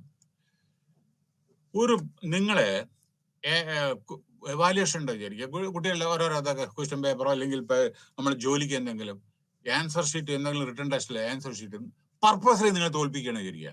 നിങ്ങൾ നന്നായി അറ്റംപ്റ്റ് ചെയ്തിട്ടുണ്ടെങ്കിൽ യു ക്യാൻ ഫയൽ. ഇപ്പൊ സെൻട്രൽ ഗവൺമെന്റിന്റെ ഒരു പോർഷൻ അപ്ലൈ ചെയ്തു, സിവിൽ സർവീസിന്റെ ആൻസർ ഷീറ്റ് എവാലുവേറ്റ് ചെയ്യണം എന്റെ റിട്ടേൺ ടെസ്റ്റ് എന്ന് പറയാം. കാരണം പർപ്പസ് ആയിട്ട് നിങ്ങൾക്ക് ലെസൺ മാർക്ക് തന്നവരുണ്ടാവും ചിലപ്പോൾ. അതും റൈറ്റ് ഇൻഫർമേഷൻ വരും, യൂണിവേഴ്സിറ്റിയുടെ ഇതൊക്കെ വരും. ആൻസർ ഷീറ്റ് ചില സമയത്ത് ആരാണ് അത് ചെയ്യുന്ന വെച്ചാൽ അയാളെ എന്തോ നിങ്ങൾ തമ്മിലുള്ള ഗ്രഡ്ജോ വാട്ടവർ ഇത് നിങ്ങൾക്ക് ലെസ് അവൻ അല്ലെങ്കിൽ അവനോ അവളോ അല്ലെങ്കിൽ ജയിക്കരുത് എന്നിടത്തേക്ക് ലെസ് മാർക്ക് വരും. അപ്പൊ തോൽക്കും. അതുകൊണ്ട് റൈറ്റ്. പിന്നെ ലീഗൽ ആൻഡ് ഇല്ലീഗൽ മൈഗ്രൻസ്, അഭയാർത്ഥികള് ഇവിടെ വേറെ പെട്ടെന്ന് ബാക്കിയൊക്കെ നിങ്ങൾ വായിക്കണം കേട്ടോ. ചിലത് ഞാൻ ഇമ്പോർട്ടൻ്റ് പറയാം. ഭാര്യയ്ക്ക് ഭർത്താവിന്റെ ഇൻകം എത്രയെന്ന് ചോദിക്കാം. ഒരു മിനിറ്റ്. ഭാര്യയ്ക്ക് റൈറ്റ് ഇൻഫർമേഷനില് ഭാര്യയും ഭർത്താവിന്റെയും സപ്പോസ് റിലേഷൻ ശരിയല്ല വിചാരിക്കുക, ഹസ്ബൻഡ് നോക്കുന്നില്ല വിചാരിക്കുക, അങ്ങനെയൊക്കെ സംഭവിക്കല്ലോ. വൈഫ് ഹസ്ബൻഡ് ഒക്കെ അങ്ങനെയുള്ള ചില ഇഷ്യൂസ് ഉണ്ടാവല്ലോ. അപ്പൊ വൈഫിന് റൈറ്റ് ഇൻഫർമേഷൻ ആക്ടില് ഹസ്ബൻഡിന്റെ ഇൻകം ചോദിക്കാം. ശ്രദ്ധിക്കണേ, ഇവിടെ എന്റെ ഹസ്ബൻഡിന്റെ ഭർത്താവിന്റെ ശമ്പളം എന്താണ് ഇൻകം എന്ന് ചോദിക്കാം. പക്ഷേ പിന്നെ ഭാര്യയുടെ ബാങ്ക് ഡീറ്റെയിൽസ് ഭർത്താവ് ചോദിക്കാൻ പാടില്ല. എന്താ കാരണം അറിയോ? നിങ്ങൾ ചോദിക്കുക അതെന്താ അല്ലേ? വൈഫിന് ചോദിക്കുക ഭർത്താവിന് എന്തുകൊണ്ട് ചോദിക്കുക? അതിന്റെ കാരണം ഹസ്ബൻഡിന്റെ ഇൻകം ഉണ്ട് എന്നുണ്ടെങ്കിൽ അതിന്റെ അക്കോർഡിംഗിലാണ് വൈഫിന് നമ്മള് കോമ്പൻസേഷൻ ഫിക്സ് ചെയ്യണത് കോർട്ട്. എത്ര നിങ്ങൾ മാസം മെയിൻ്റെനൻസ് അലവൻസ് കൊടുക്കണം. ഹസ്ബൻഡിന് ഇൻകം ഉണ്ടോ? അയാൾക്ക് പാവം ദിവസക്കൂലിയാണ്, അല്ലെങ്കിൽ മാസം ശമ്പളം 5000 രൂപ 10,000 രൂപ വിചാരിക്കുക. അയാളോട് പറയാണ് 20,000 രൂപ നിങ്ങൾ മാസം ഭാര്യയ്ക്ക് കുട്ടികൾക്കും കൊടുക്കാൻ പറഞ്ഞാൽ അയാൾ ഇവിടുന്ന് കൊടുക്കും. അയാൾ തൂങ്ങിച്ചാവും മാത്രം അവൾ ഇവിടുന്ന് കൊണ്ടുവരും. അയാളുടെ ഇൻകം 10,000 രൂപയാണ് വിചാരിക്കുക. അതിനാണ് ഹസ്ബൻഡിന്റെ income to fix the amount to be paid to wife and children. ഈ ഇൻകം പറഞ്ഞാലേ അറിയും. പക്ഷേ ഹസ്ബൻഡിന്റെ ചോദിച്ചാൽ ഭാര്യയുടെ ബാങ്ക് അക്കൗണ്ട് ഡീറ്റെയില് എന്താ കാരണം അറിയോ? അപ്പോ ഭാര്യക്ക് ഇതിന്റെ പിന്നെ ഇതിന് ഞാൻ എന്ത് കൊടുക്കണം ചോദിക്കും ഇയാള് ഭാര്യക്ക്. പക്ഷെ ഭാര്യക്കുള്ള റൈറ്റ് ആണത്. കാരണം 2 കുട്ടികൾ എന്നുണ്ടെങ്കിൽ അവർക്ക് മെയിൻ്റെനൻസ് അലവൻസ് വേണമല്ലോ. പിന്നെ വേറൊരു പ്രധാനപ്പെട്ട ഒരു കാര്യമുണ്ട് കേട്ടോ. വൈഫിന് ഭർത്താവിന്റെ ഇൻകം ചോദിക്കാമെങ്കിലും ഭർത്താവിന്റെ ഇൻകം ടാക്സ് റിട്ടേൺ ഒന്നും ചോദിക്കാൻ അധികാരമില്ല. സപ്പോർട്ടിങ് ഡോക്യുമെന്റ്സും അവർ കൊടുക്കില്ല ഇൻകം ടാക്സ്. ഇൻകം എത്രയാണ് ശമ്പളം അല്ലെങ്കിൽ ഇത് ചോദിക്കും, കൊടുക്കും. പക്ഷേ ഭർത്താവ് ഫയൽ ചെയ്ത ഇൻകം ടാക്സ് ഡോക്യുമെന്റ്സ് എന്ന് ചോദിച്ചാൽ തരില്ല. കാരണം it is A personal document. Income tax return file ചെയ്യുന്നത് ഒരാൾക്കും ഒരാളുടെ അടുത്ത് ഡിസ്ക്ലോസ് ചെയ്യില്ല. മനസ്സിലായോ? അൺലസ് വളരെ വലിയ കോർട്ടോ എല്ലാം ഇന്റർഫിയർ ചെയ്തല്ലാതെ വേറൊരാൾക്ക്, കാരണം അത് പേഴ്സണലാണ്. റൈറ്റ്. പിന്നെ അവര് നിങ്ങളുടെ പേഴ്സണൽ ഇത് മെയിൻറ്റെയിൻ ചെയ്യണ്ട. ബാങ്കിൽ നിങ്ങളുടെ എത്ര, ഞാൻ പറട്ടെ, ഞാൻ എന്റെ വൈഫിന്റെ ബാങ്ക് അക്കൗണ്ടിൽ ഇതിൽ പോയിട്ട് ഞാൻ ബാലൻസ് ചോദിച്ചപ്പോൾ നോ നോ നോ നോ പറയാൻ പറ്റില്ല. നിങ്ങളുടെ അക്കൗണ്ട് ചോദിച്ചാൽ ഞാൻ പറയാം, ഭാര്യയുടെ അക്കൗണ്ടിൽ ഞാൻ പറയാൻ പറ്റില്ല. ഞാൻ എന്തോ ഒരു ആവശ്യത്തിന് വേണ്ടിയിട്ട് ഒരു ബാങ്ക് സ്റ്റേറ്റ്മെന്റ് വേണമായിരുന്നു ഭാര്യയുടെ, കാരണം എന്തോ സപ്പോർട്ടിങ് ഇത് അറ്റാച്ച് ചെയ്യണമായിരുന്നു. അപ്പോൾ അവരോ അവര് റിട്ടേൺ എന്ത് വേണം, സിഗ്നേച്ചർ ഉണ്ടെങ്കിൽ മാത്രമേ തരുമെന്ന്. കണ്ട, അതാണ് ഓരോരോ റൂൾസ് ഉണ്ട്, അത് നമ്മൾ മാനിക്കണം. പിന്നെ സോ ദ സെൻട്രൽ അപ്പൊ central information commission also instruct the authority to convene the പിന്നെ സെൻട്രൽ ഇൻഫർമേഷൻ ഓരോരുത്തരുടെ ഈ കൊല്ലത്തിലെ മീറ്റിംഗ്, പീരിയോഡിക് മീറ്റിംഗ്, സെമിനാർ, ഇതൊക്കെ ആളുകളെ ബോധവൽക്കരണം ചെയ്യാനുള്ള സെമിനാർ, സെൻസിറ്റൈസ് എഡ്യൂക്കേഷൻ ചെയ്യണം. ആളുകൾക്ക് അറിയില്ല ഇങ്ങനത്തെ ചില കാര്യങ്ങളുണ്ട് എന്ന്, എന്താണ് ഓരോരുത്തരുടെ ഡ്യൂട്ടി, എന്തെല്ലാം ചെയ്യണം, എന്തെങ്കിലും പ്രോബ്ലം ഉണ്ടെങ്കിൽ എങ്ങനെ അത് പുട്ടപ്പ് ചെയ്യേണ്ടത്, ആർക്ക്, സ്റ്റേറ്റ് ഡിസ്ട്രിക്റ്റിൽ ആർക്ക്, സ്റ്റേറ്റിൽ ആരൊക്കെ, സെൻട്രൽ ആർക്ക്, മനസ്സിലായില്ലേ? നോക്കൂ, കൺസ്യൂമർ പ്രൊട്ടക്ഷൻ ആക്ടില് കലക്ടറുടെ ഒക്കെ 20 ലക്ഷം വരെ കോമ്പൻസേഷൻ കൊടുക്കാനുള്ള ഓർഡർ ഉണ്ട്. കൺസ്യൂമർ 20 ലക്ഷം വരെയുള്ള കേസ് ഡീൽ ചെയ്യാൻ. 20 ലക്ഷം മുതൽ 100 ലക്ഷം വരെ 1 കോടി, അത് സ്റ്റേറ്റ് ഗവൺമെന്റ് പോകും. 1 കോടിയുടെ മീതെ കോമ്പൻസേഷൻ കൺസ്യൂമർ പ്രൊട്ടക്ഷനിൽ പോവാണെന്നുണ്ടെങ്കിൽ അത് സെൻട്രലിൽ പോകും. 1 കോടിയിൽ മീതെ, സോറി, മനസ്സിലായില്ലേ? 1 കോടിയുടെ മീതെ അത് സ്റ്റേറ്റിന് അധികാരമില്ല. കാരണം അത് ആക്ടിൽ അങ്ങനെ പറഞ്ഞേ. അപ്പൊ അങ്ങനെ ഓരോ ആക്ട്. ഈ conclusion, the central information commission ബാക്കി അത് നിങ്ങൾക്ക് അറിയാവുന്നത് ആൾറെഡി ഞാൻ പറഞ്ഞതൊക്കെ. ഇതെല്ലാം ബുക്കിലുണ്ട്, അതുകൊണ്ട് വളരെ ഈസി ആയിട്ട് നിങ്ങൾ വായിക്കുക കേട്ടോ. ഒന്നുമില്ല, നത്തിങ്. ഇത് വളരെ പ്രധാനപ്പെട്ട കാര്യങ്ങളുണ്ട്. Facilitate reporting to the system of category, opening balance, registration. പിന്നെ ഇതെല്ലാം ആരെല്ലാം ഈ ഇൻഫർമേഷൻ ചോദിക്കുന്നുണ്ട്, അതിന്റെ രജിസ്റ്റർ ഉപയോഗിക്കണം, എത്ര പെൻഡിങ് ഉണ്ട്, ആളുകൾ എത്ര ചോദിച്ചിട്ടുണ്ട്, അത് ഞാൻ ഇന്നലെ പറഞ്ഞ എത്രയോ മില്യൺ ആളുകളാണ് ഒരു കൊല്ലം ചോദിക്കുന്നത്. അപ്പൊ അതിന്റെ എത്ര ആൾക്ക് റിപ്ലൈ കൊടുത്തു, എത്ര ആൾ രജിസ്റ്റർ ചെയ്തിട്ടുണ്ട് കേസ്, അതേപ്രകാരം എത്ര നമ്മൾ ഡിസ്പോസ് ചെയ്തു, ക്ലോസിങ്, ഇനി ബാക്കി എത്ര നമ്മൾ സപ്ലൈ ചെയ്യാനുണ്ട്, ഇതൊക്കെ നമ്മൾ രജിസ്റ്ററിൽ മെയിൻറ്റെയിൻ ചെയ്യണം. Okay. For efficient working of the chief information commission, the provisions of the RTI act should be, അതായത് RTI ആക്ട് മുഖാന്തരം രൂപീകരിച്ച ഒരു ബോഡിയാണ്, സ്റ്റാറ്റ്യൂട്ടറി ബോഡിയാണ് സെൻട്രൽ ഇൻഫർമേഷൻ കമ്മീഷൻ. അത്ര മാത്രമേ ഉള്ളൂ. അടുത്തത് യൂണിറ്റ് 5, ദി സ്റ്റേറ്റ്. അതേ പ്രകാരം കൂടുതലൊന്നും പറയണ്ട, അതന്നെ ഇതുവരെ പറഞ്ഞത് സെൻട്രലിന്റെ ഒരു മാറ്റമില്ല. സ്റ്റേറ്റ്, കാരണം ഈ ആക്ട് ഉണ്ടല്ലോ, സെൻട്രൽ ഗവൺമെന്റിന്റെ അതേ ഇതാണ് ഇവിടെയും ഫോളോ ചെയ്യേണ്ടത്. നോക്കൂ, ഇൻകം ടാക്സ് ആക്ടിൽ എന്തെങ്കിലും സെൻട്രൽ ചെയ്യാൻ പറ്റുമോ? ഒരു ചുക്കും ചെയ്യാൻ പറ്റില്ല. പറ്റുമോ? അതേമാതിരി GST എന്തെങ്കിലും സ്റ്റേറ്റിന് ചെയ്യാൻ പറ്റുമോ? ഒന്നും പറ്റില്ല. നോക്കൂ, ഇന്ന് ഗ്യാസിന് വില കൂടി, മറ്റേ പെട്രോളിനൊക്കെ വില കൂടിയുണ്ട് അല്ലേ? സെൻട്രൽ സ്റ്റേറ്റിന് എന്തെങ്കിലും ചെയ്യാൻ പറ്റുമോ? കാരണം ഒന്നും ചെയ്യില്ല. കാരണം വെച്ചാൽ അവർക്ക് GST കിട്ടും, അതിന്റെ ഷെയർ. പക്ഷെ ജനങ്ങളാണ് ബുദ്ധിമുട്ടുന്നത് അല്ലേ? ഒരു ചായ കുടിക്കാൻ പോയാൽ ഇന്നലെ 12 രൂപയുണ്ടായിരുന്നു, ഇന്ന് 15 രൂപയാവും. കാരണം 2150 ഒറ്റ സിലിണ്ടറിന്റെ വില. എങ്ങനെ അവർ സർവൈവ് ചെയ്യുമെന്ന് ആലോചിച്ച് നോക്കൂ. അവരെങ്ങനെയാണ്, നിങ്ങൾ ഊണ് കഴിക്കാൻ വേണ്ടി പോയാൽ അവര് നിങ്ങളിൽ നിന്ന് എത്ര ചാർജ് ചെയ്യണം? കാരണം ഒന്ന് ഗ്യാസിന്റെ, ഇലക്ട്രിസിറ്റിയുടെ, വാട്ടറിന്റെ ഒക്കെ കൂടി. ഞാനിത് രാഷ്ട്രീയപരമായിട്ടല്ല പറഞ്ഞത്. അപ്പൊ ഇത് നോക്കൂ, ചില സമയത്ത് ഞാൻ എന്താ പറയുന്നത്, സെൻട്രലിലത്തെ ആക്ട് സ്റ്റേറ്റിനും ബാധകമാണ്.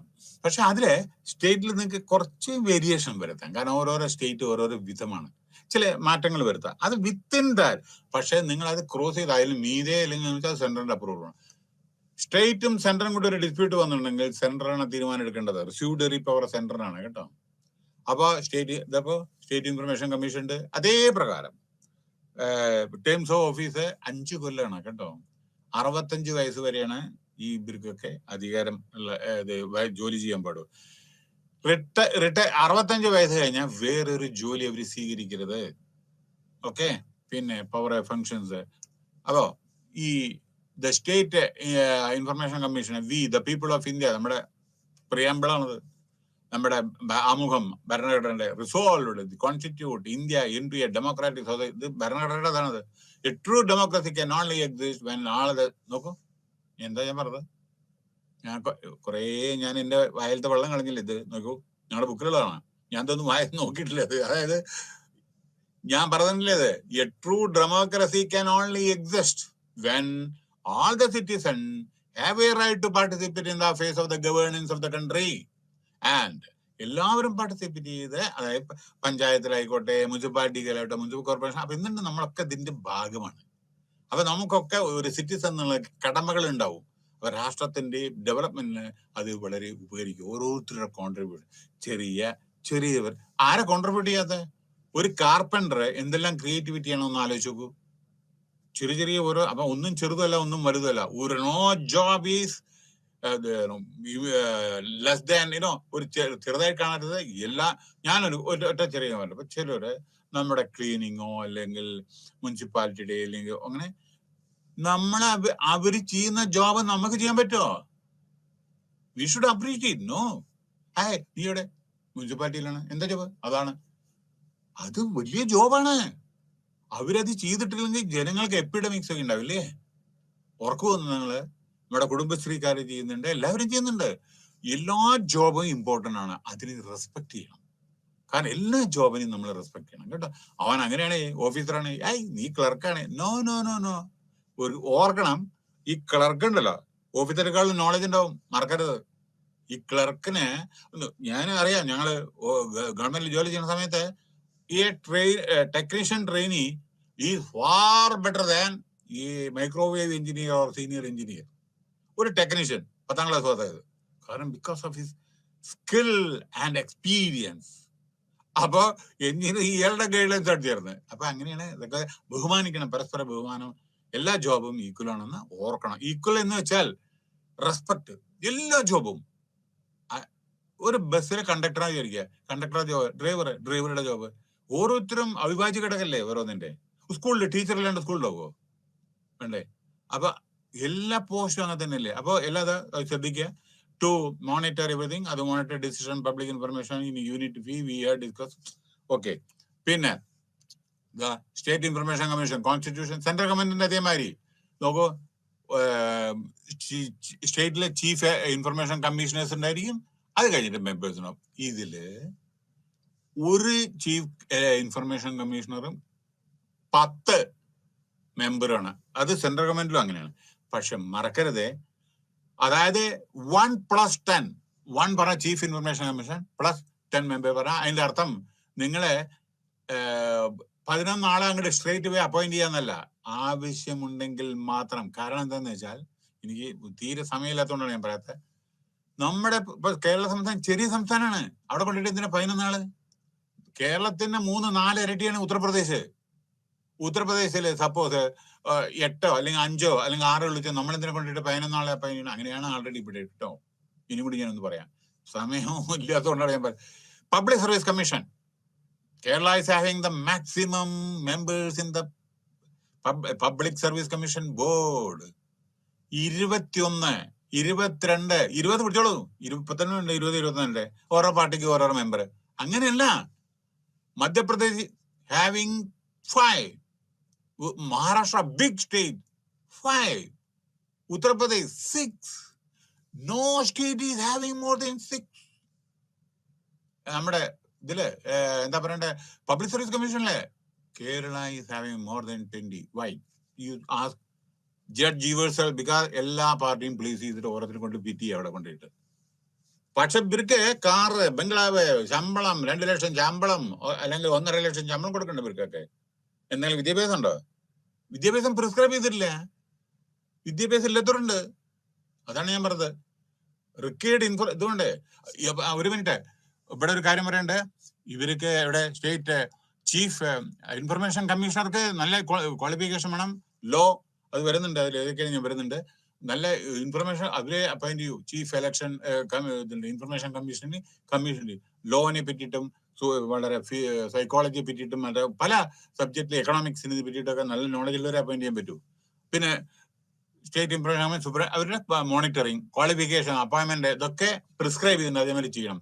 പിന്നെ ഇതിന്റെ ഹെഡ്ക്വാർട്ടേഴ്സ് എവിടെ? കൊച്ചി. ഇപ്പൊ കേരളത്തിൽ കൊച്ചി വേണോ തിരുവനന്തപുരം വേണോ അത് സ്റ്റേറ്റ് ഗവൺമെന്റ് തീരുമാനിക്കും. മറ്റേത് സെൻട്രൽ ഗവൺമെന്റ് ആണ് തീരുമാനിക്കുന്നത്. ഡൽഹി വേണോ ബോംബെ വേണോ എല്ലാം കൊണ്ട് ഡൽഹിയിലല്ല ഹെഡ്ക്വാർട്ടേഴ്സ്. നോക്കൂ ഒരു മിനിറ്റ്, അറ്റോമിക്കിന്റെ ഹെഡ്ക്വാർട്ടേഴ്സ് ബോംബെയാണ്, ഡിപ്പാർട്ട്മെന്റ് ഓഫ് സ്പേസിന്റെ ബാംഗ്ലൂരാണ്. അങ്ങനെ വിചാരിക്കുന്നത് ഡൽഹി ക്യാപിറ്റലാണ് അവിടെ കൊണ്ടുപോയിരിക്കുന്നത്. അല്ലല്ല, നമ്മുടെ ഹൈക്കോർട്ട് കൊച്ചിയിലല്ലേ.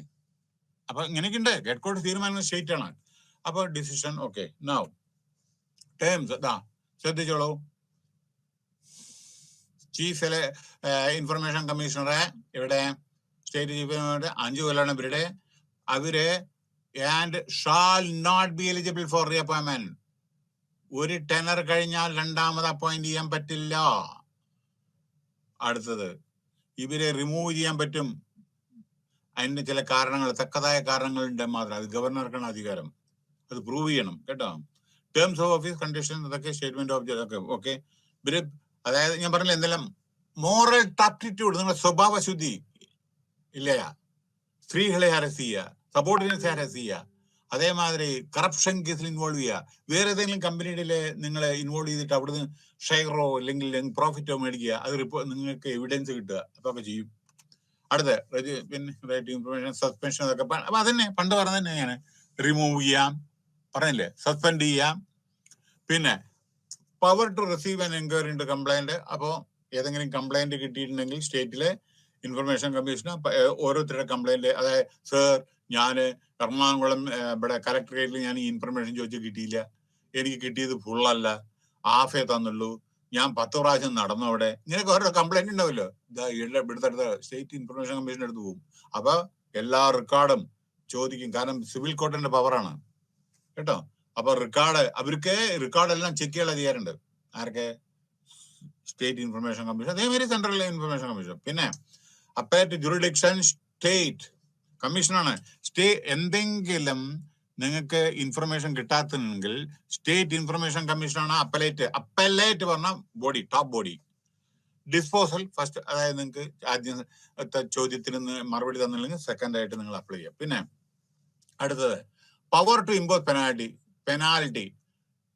അതായത് നിങ്ങളുടെ അപ്ലിക്കേഷൻ എന്തെങ്കിലും ചോദിച്ചാൽ റിഫ്യൂസ് ചെയ്ത് വിചാരിക്കുക, നിന്റെ അപ്ലിക്കേഷൻ ഞാൻ സ്വീകരിക്കാൻ പറ്റില്ല, ഒന്നൊന്നും ഇവിടെ കൊണ്ടുവരണ്ട എന്ന് പറഞ്ഞാൽ. പിന്നെ വേറൊന്ന്, പക്ഷെ നിങ്ങളുടെ അപ്ലിക്കേഷൻ നിങ്ങൾ ഫർണിഷ് ചെയ്യുമ്പോൾ അവർ പറഞ്ഞതായ ചില എന്താണ് ആവശ്യം, ചില ഡീറ്റെയിൽസ് വേണം, എങ്ങനെ വേണം, ചിലർ പ്രിസ്ക്രൈബ്ഡ് ഫോമിൽ ചോദിക്കും. അപ്പൊ അതിന് അതേമാതിരി ഫീസ് അടയ്ക്കണം, ചില കൊച്ചു ഫീസ്, ഇതിയല്ല. പക്ഷെ അതൊന്നും ഇല്ലെങ്കിൽ പിന്നെ ഇൻഫർമേഷൻ തരിക. അവർക്ക് ഡേറ്റ അവിടെ കാണിക്കണ്ടേ, റവന്യൂ കാണിക്കണ്ടേ, അതിൽ സ്റ്റാമ്പ് ഒട്ടിക്കണ്ടേ, വേണ്ടേ, കോർട്ട് ഫീസ് സ്റ്റാമ്പൊക്കെ വേണ്ടേ. ഇപ്പൊ നമ്മളെ ഒരു മാരേജ് രജിസ്ട്രേഷന് വേണ്ടി മുനിസിപ്പാലിറ്റിയിൽ പോകും, അവർ കോർട്ട് ഫീസ് സ്റ്റാമ്പ് വേണം ഓടിക്കണം, ഞാൻ ഒട്ടിക്കില്ല എന്ന് പറഞ്ഞാൽ എന്ത് ചെയ്യും? കിട്ടില്ല അതിനെ, കാരണം അത് ഗവൺമെന്റിന്റെ റവന്യൂ അല്ലേ അത്. Okay, no denied. ഇവർക്ക് ശമ്പളം കൊടുക്കണ്ടേ? എത്ര പേരാണ് വർക്ക് ചെയ്യണം അതൊന്നും ആലോചിച്ച്. ഓരോ ഡിസ്ട്രിക്റ്റിലും ഇപ്പൊ 14 ഡിസ്ട്രിക്റ്റിലെ കേരളത്തിലെ 14 ഡിസ്ട്രിക്റ്റിലും ഇതുണ്ട്. എല്ലാ ഡിപ്പാർട്ട്മെന്റും, ഇലക്ട്രിസിറ്റി ബോർഡ്, വാട്ടർ അതോറിറ്റി, എല്ലായിടത്തും ഉണ്ട് ഇത്. ഈ പറഞ്ഞ കാര്യങ്ങള് information officer, public relation officer, information officer എല്ലായിടത്തും ഉണ്ട്. അതായത് കോമ്പറ്റന്റ് അതോറിറ്റിയാണ്. അപ്പൊ അതിനെപ്പറ്റി എന്തെങ്കിലും ചോദിക്കുകയാണെന്നുണ്ടെങ്കിൽ അവർ ഉത്തരം പറയണം. നിങ്ങൾ കളക്ടറേറ്റ് ഒക്കെ പോയി ചോദിച്ചാൽ അവിടെ കാണാനല്ലോ, ബോർഡ് കാണല്ലോ. പിന്നെ ഈ as per the information, the right information, നിങ്ങൾക്ക് എന്തെങ്കിലും വേണമെങ്കിൽ ഈടെ കോൺടാക്ട് ചെയ്യണം, ഇന്ന ആളെ ടെലിഫോൺ നമ്പർ അവിടെ ഇതിണ്ടാവും. ഈ കളക്ടറേറ്റിലെ വേറെ എവിടെ പോയാലും കാണാം കേട്ടോ. നോയിങ്. പിന്നെ ചിലവരെ ഇൻകറക്റ്റ് ഇൻഫർമേഷൻ കൊടുക്കും, വിളവന്മാരാണ് ചിലര്. ഇൻകംപ്ലീറ്റ് കൊടുക്കും, മിസ്ലീഡിങ് കൊടുക്കും, ആളെ തെറ്റിദ്ധരിക്കപ്പെടുന്നത്, വാലും തലയില്ലാത്ത ചില അങ്ങനത്തെ സമയത്തൊക്കെ നേരെ കംപ്ലൈന്റ് ചെയ്യാം നമുക്ക്. പിന്നെ ചില സമയത്ത് നിങ്ങളുടെ റിക്വസ്റ്റ് ഡിനേ ചെയ്യും, അപ്പോഴും കംപ്ലൈന്റ് ചെയ്യാം. ചിലപ്പോൾ ഇൻഫർമേഷൻ കിട്ടിയതൊന്നും ശരിയാവില്ല, ചോദിച്ചതൊന്നും തന്നിട്ടുണ്ടാവില്ല. മനസ്സിലായില്ലേ? നമ്മൾ ചോദിച്ചത് എന്താണ്, അതിന് നേരെ വിപരീതമായിട്ടാണ് ഞാൻ കാരണം എനിക്ക് പറയാൻ പറ്റില്ല, ചില എക്സാമ്പിൾ ഒന്നും എനിക്ക് പറയാൻ പറ്റില്ല. കാരണം പാർലമെന്റിൽ നടന്നും ഇവിടെയൊക്കെ നടന്നൊന്നും എനിക്ക് ഇതിൽ പറയാൻ പറ്റില്ല. കാരണം അതാണ് ആൾ ഇന്ത്യ ടെലികാസ്റ്റ് ആണത്, അതുകൊണ്ട് പറയാൻ പറ്റില്ല. ചില ഇൻഫർമേഷൻ നമ്മൾ ചോദിച്ചാൽ മൂക്ക് ഇങ്ങനെ പിടിക്കേണ്ടത് ഇങ്ങനെ പിടിക്കും. പറഞ്ഞ ചോദ്യം പറഞ്ഞതിന് മാത്രം തരില്ല, വേണ്ടാത്തത് തരും നമുക്ക്. നമുക്ക് ആവശ്യമില്ല, പക്ഷെ ചോദിച്ചു തരില്ല. അങ്ങനെയൊക്കെ ഉണ്ട്. അപ്പൊ അങ്ങനെ കംപ്ലൈന്റ് ഉണ്ടെങ്കിൽ കമ്മീഷനെ അപ്രോച്ച് ചെയ്യാം.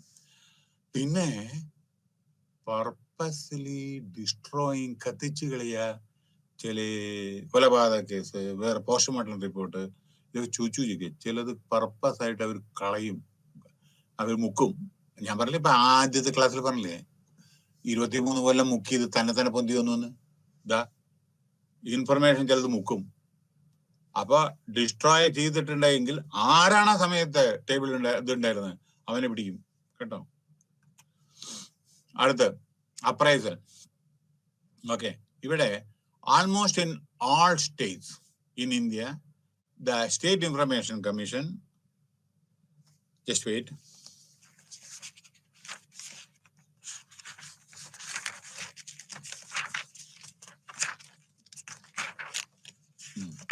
Okay okay okay okay, almost in all state in India the state information commission is established in, okay, അത് എന്നാണ് എസ്റ്റാബ്ലിഷ് ചെയ്തത്?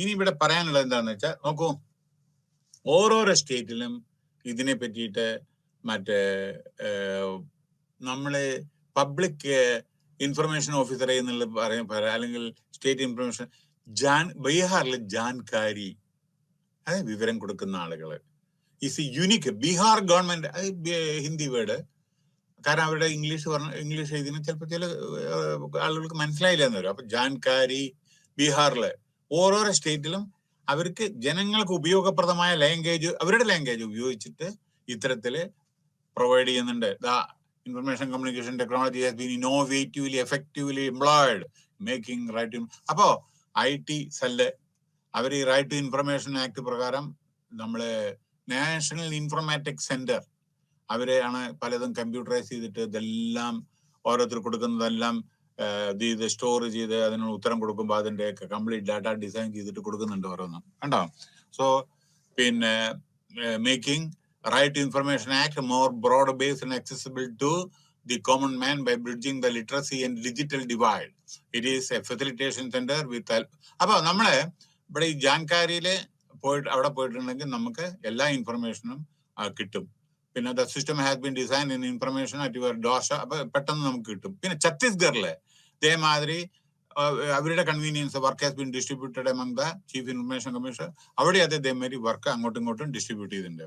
പിന്നെ അതാ ഓരോരോ സ്റ്റേറ്റിൽ ഇതാ സിക്കിമിലെ ഒരു TV പ്രോഗ്രാം തന്നെ ഉണ്ട്, ആളുകളുടെ അവയർനെസ്സിന് വേണ്ടി. ആ സ്ക്രീൻ ചെയ്ത് TV കാണിക്കും ഇൻഫർമേഷൻ നിങ്ങൾ എങ്ങനെ കൊടുക്കേണ്ടത്, റൈറ്റ് ടു ഇൻഫർമേഷൻ എങ്ങനെയാണ്, ഇതെല്ലാം സിക്കിമിലെ ഒരു ലോക്കൽ TV ചാനലിൽ ടെലികാസ്റ്റ് ചെയ്യും. അപ്പൊ ആളുകൾക്ക് അതേ പ്രകാരം ചെയ്യാം. Okay, right to telecast of the film received. അത് വളരെ ജനങ്ങളെ അപ്രീഷിയേറ്റ് ചെയ്യും, കാരണം അവിടെ പോപ്പുലേഷൻ വളരെ കമ്മിയാണ്. അവിടെ ടെലികാസ്റ്റ് ചെയ്യുന്നുണ്ട്. എങ്ങനെ നിങ്ങൾ റൈറ്റ് ടു ഇൻഫർമേഷൻ അപ്രോച്ച് ചെയ്യണം, ആരെ അപ്രോച്ച് ചെയ്യണം, അതിന്റെ ഫസ്റ്റ് റിമൈൻഡർ എങ്ങനെയാണ്, രണ്ടാമത്തെ എങ്ങനെയാണ്, അതൊക്കെ അതിന്റെ ഓരോരോ കാര്യങ്ങൾ, എത്ര ഫീസ്, ഇതൊക്കെ ഒരു TVയിലെ ചാനൽ മുഖാന്തരം ഇത് ചെയ്യുന്നുണ്ട്.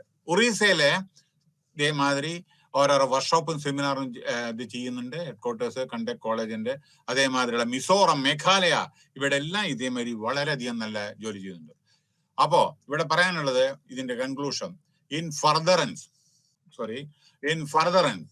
of mandate of section 15(1) of the RTI Act 2005, almost in all the states of India, നമ്മുടെ എല്ലാ സംസ്ഥാനത്തിലും നമ്മുടെ ഇത് റൈറ്റ് ടു ഇൻഫർമേഷൻ പ്രകാരം ഈ ഇത്തരത്തില് സ്ഥാപനങ്ങൾ നിലവിലുണ്ട്. ഓക്കെ, ദ ലോ ലിമിറ്റ്സ്, ശ്രദ്ധിക്കണം, low limits total number of information at 10+1 എന്ന് പറഞ്ഞാൽ 10 അപ്പോയിന്റ് ചെയ്യണമെന്നല്ല, 10 വരെ ആവാതെ മാക്സിമം ആണെന്നാണ്. അതായത് 10 member. Okay, no from chief information. This does not mean that since 11 commissioners posts are sanctioned, അങ്ങനെ വിചാരിക്കരുത്. 11 പോസ്റ്റ് സാങ്ഷൻഡ് ആണെന്ന് വിചാരിക്കരുത്. ആവശ്യമുണ്ടെങ്കിൽ മാത്രം സ്റ്റേറ്റിന്റെ ഏരിയ ഒക്കെ നോക്കിയിട്ട് കേട്ടോ. അപ്പൊ the biggest lacuna in the act is that there is no time specified. അപ്പൊ എന്താണെന്ന് വെച്ചാൽ ഇത് ഈ സെക്കൻഡ് അപ്പീലോ കൊടുക്കുമ്പോൾ ചിലപ്പോൾ ടൈം ഫിക്സ് ചെയ്തിട്ടില്ല ഓരോന്ന്. അപ്പൊ തോന്നുമാതിരി ഡിലേ വരും. the decision of the commission are not merely recommendatory. ചില സമയത്ത് കമ്മീഷന്റെ റിപ്ലൈ വരാൻ വളരെയധികം താമസിക്കും. So the commission should instruct A public authority. അപ്പൊ കമ്മീഷൻ എന്താ വെച്ചാൽ എല്ലാവരോടും പെട്ടെന്ന് സപ്ലൈ ചെയ്യാൻ വേണ്ടി പറയണം, എല്ലാ കേസും പെട്ടെന്ന് സെറ്റിൽ ചെയ്യാൻ വേണ്ടി പറയണം. So that all information exempted, ചിലത് എക്സംപ്റ്റ് ചെയ്തിട്ടുണ്ട് ഡിഫൻസിന്റെ, അത് എക്സംപ്റ്റ് അല്ലാത്ത ബാക്കിയെല്ലാം കൊടുക്കാൻ വേണ്ടിയിട്ട് പറയണം. അറിയാത്ത ആളുകൾക്ക് ട്രെയിനിങ് കൊടുക്കണം, പുതിയ എംപ്ലോയീസിന് ട്രെയിനിങ് കൊടുക്കണം, പബ്ലിക് അതോറിറ്റീസിന് അവയർനെസ് കൊടുക്കണം, സ്പെസിഫിക് ഇൻഫർമേഷൻ, പർട്ടിക്കുലർ ഫോം, എന്താണ് ഫോം, എങ്ങനെയാണ് അപ്ലൈ ചെയ്യേണ്ടത്, വെബ്സൈറ്റിൽ എങ്ങനെ അപ് ടു ഡേറ്റ് ചെയ്യേണ്ടത്, ഓരോരോ കേസ്, ഡിസ്പ്ലേ ബോർഡ്, ഇതൊക്കെ ശ്രദ്ധിക്കണം. ഇറ്റ് മേ ഓർഗനൈസ്, ചില വേണ്ട സമയത്ത് വർക്ക്ഷോപ്പോ സെമിനാറോ, റെക്കോർഡ് എങ്ങനെ മെയിൻറ്റെയിൻ ചെയ്യേണ്ടത്, ഇതിന്റെയൊക്കെ അത്. പിന്നെ ഡിജിറ്റൽ ആയിട്ട് നമുക്ക് എല്ലാ കാര്യങ്ങളും ഇപ്പൊ ചെയ്യാം four better output of the commission. അപ്പൊ നമ്മുടെ എല്ലാം ഡിജിറ്റലൈസേഷനിൽ കൂടെ നമുക്ക് ഓൺ ദ സ്പോട്ട് എല്ലാവരും കാണാനുള്ള സൗകര്യമുണ്ട്. Thank you very much and will meet tomorrow. Okay, bye. So I have completed 4 and 5 unit 4 and 5. Thank you very much. By.